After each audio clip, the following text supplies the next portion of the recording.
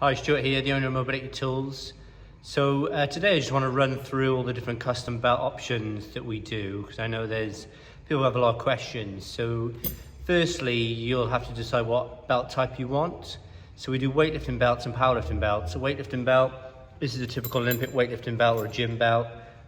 So it's 4 inches wide at the top, and then it tapers to two inches on the side, or 2.5 inches on the side with a roller buckle. Now this belt is perfect for anybody who does Olympic weightlifting or who's just looking for a belt for general strength training. And a lot of people are concerned with the thickness of a gym belt because they've seen flimsy belts in the gym, but our belts are about 8 millimeters thick, which is about 1/3 of an inch. So it'll give you a ton of support, because it's tapered on the sides. When you're squatting down, it doesn't dig into your hips. So that's a good option for anybody who's just looking for a general belt. Now, if you're competing in powerlifting or you want something with a lot more support, then you'll be looking at a powerlifting belt. So these come with a couple of different buckle types. There's a roller prong buckle, which is available in a single prong or a double prong, and also a lever buckle, which looks like that, and it's a quick release basically. So there's pros and cons to both. Prong belts, especially double prongs, they were popular a long time ago when the buckles used to snap a lot, and these days that's not really an issue. So I would personally advise you to stay away from a double prong, because they, especially on a 13mm thick belt, they can be tricky to get on and off. So yeah, single prong, same as the normal belt, a lot easier to get on and off than a double prong.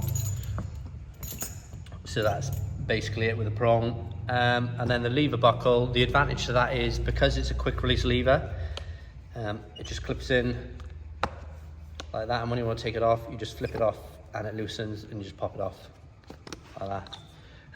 So that's the advantage of a lever, but the disadvantage of a lever is because it's screwed onto the belt, if you fluctuate in your size around your stomach, you'll have to unscrew it and then put it down or up a few inches or a few holes should you need to change the size. So that's something to bear in mind really. So with the powerlifting belts, they do come in two thicknesses, 10mm and 13mm. Now 10mm in my opinion is enough, but if you're competing in powerlifting, the maximum that most federations will allow is 13mm. So if you are competing and you want the max, then by all means go for the 13mm. What I would say, if you're going for a prong roller buckle, don't go for a double prong and a 13mm, because you'll find it's very difficult to get on and off. There's no advantage over a single prong, so I would say go with a single prong if you're going to go for a prong belt in 13mm. Now, just to complicate things further, you can also get different widths in a belt, 3-inch and 4-inch. So the standard is the 4-inch. If you are shorter than 5'8", like myself, I'm only barely 5'8", then you might find a 3-inch belt is a bit more comfortable because it doesn't dig into your hips and your ribs when you're squatting and deadlifting. The only thing is the double prongs aren't available in a 3-inch, so it's just a 3-inch single prong or a 3-inch lever. So there we are, that's the 3 different belt types. Hope that helps you decide.